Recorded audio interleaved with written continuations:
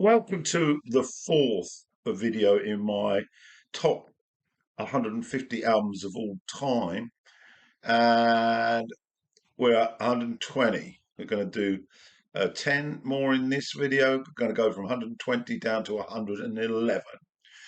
So let's get started, shall we? So at 120, I've selected Red by King Crimson, which came out in 1974. This album has just grown on me over the years. Initially, when I heard it at the time of its release, I thought it was just too heavy and a bit of a row, to be perfectly honest. But now, the first side in particular, with Red, the idyllic fallen angel, and then One Red Nightmare. One Red Nightmare, is that right? Is absolutely fantastic, particularly Bruford, and the combination really of the four of them, Bruford on drums, Fripp on guitar, of course, Wetton on bass, and Cross peering through the mist on violin. Absolutely mesmerising. It's my favourite Crimson album, and it really has a jazz rock fusion that's among the best in the business.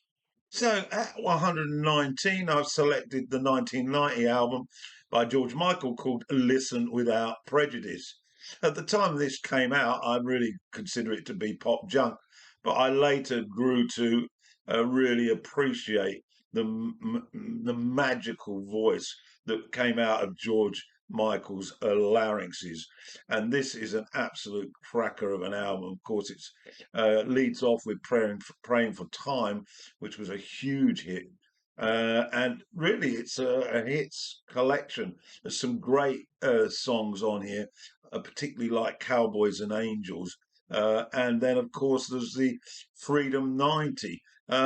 So I would suggest, even if you think George Michael, no, this guy's a class act. Sadly missed, I'm afraid. Anyway, he's at my 119. George Michael, Listen Without Prejudice from 1990. To 118 now, and this is an album from one of my all-time favourite artists. It was released in 1995, and it's the third solo album by Paul Weller, and it was called Stanley Road. Stanley Road, of course, is the uh, working class council estate where Paul's family and him were born. And I'm very familiar with council estates, having been born on one myself. I really started to get more and more into Weller at this stage. Wildwood was superb, and this, well, there's some absolute crackers on here. And it starts us off with The Changing Man, Porcelain Gods, which are, of course, are quite heavy rock, blues inspired tracks. And then there's the wonderful cover of Dr. John's I Walk on Gilded Splinters. And probably my favourite ballad of all time by Weller, You Do Something to Me, which is a song about D.C. Lee, his wife, of course. Absolutely fantastic song. And so that's my choice at 118. It's the 1995 album by Paul Weller called Stanley Road. So to 117, and this is the 1981 album by Elvis Costello and the Attractions, and it's called Trust. I played this to death when it came out. I think it was maybe his fifth, and some beautiful songs on here. Clubland, New Lace Sleeves is a particular favourite of mine, as is Watch Watch Your Step.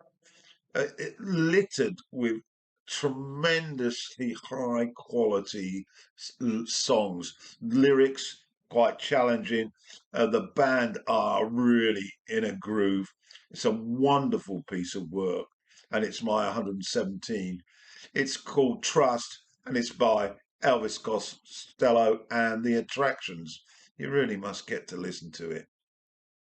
116, I'm going for the 1972 album, And I think it was his debut album as a solo artist, and it's by Curtis Mayfield.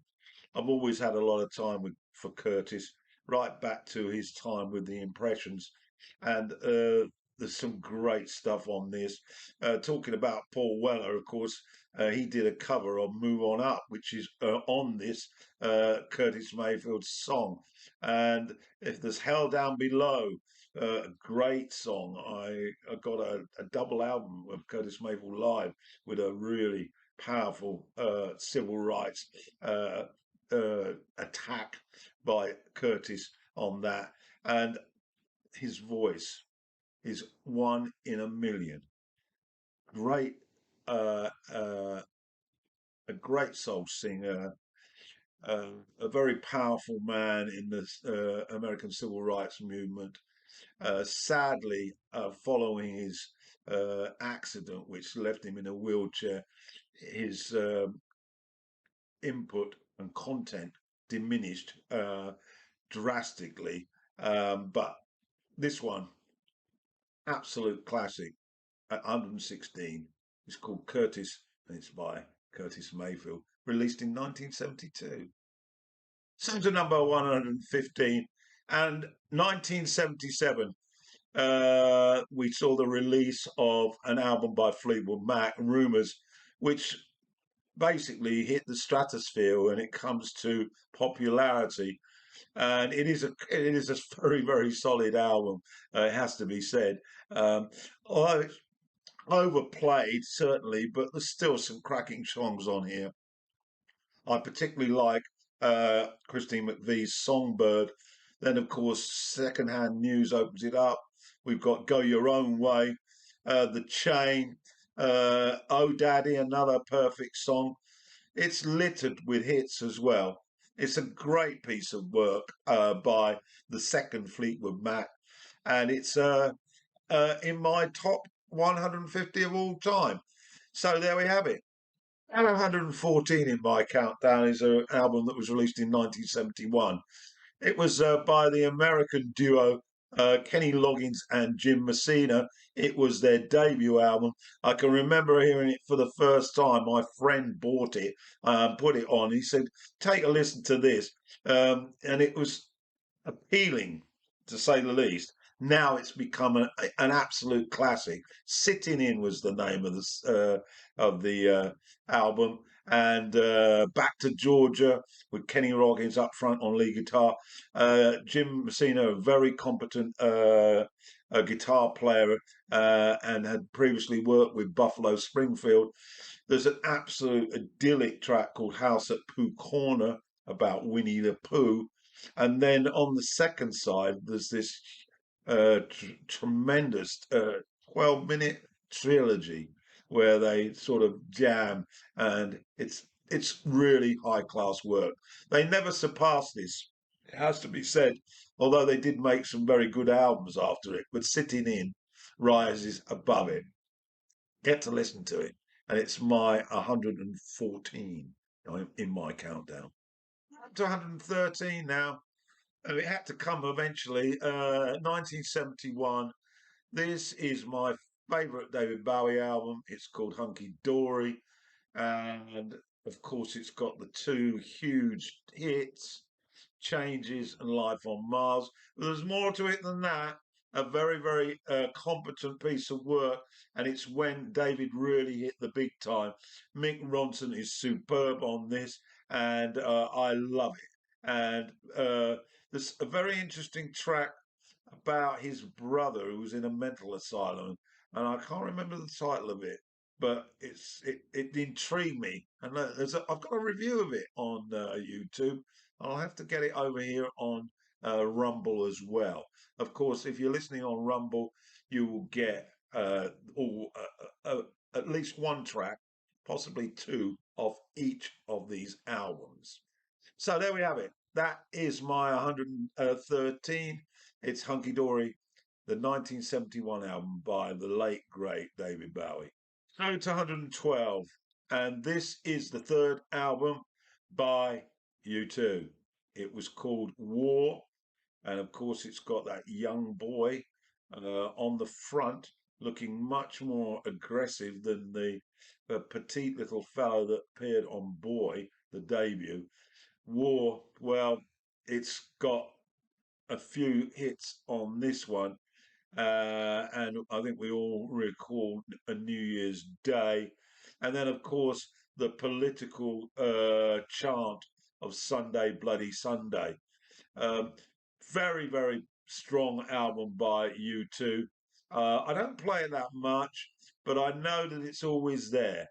And it's 112 in my countdown. In 1970, an album appeared which was really destined to be made. It was by Crosby, Stills, Nash, and what's the name of that other guy? Oh, Young, called Deja Vu. Well, talk about capturing the moment. This is when they were at the top of their game, really. And of course, there's some absolute tremendous songs on this one, and they all contributed. And I've completely Carry On.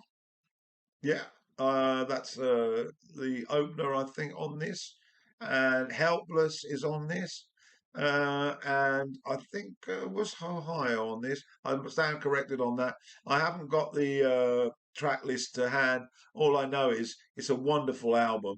And it really was the only album that the Ford actually recorded in the studio. They were involved in some live project. But anyway, it's my 111 and it signals the end of this video. So stay tuned. We've got a few more to go before we get down to that top 10.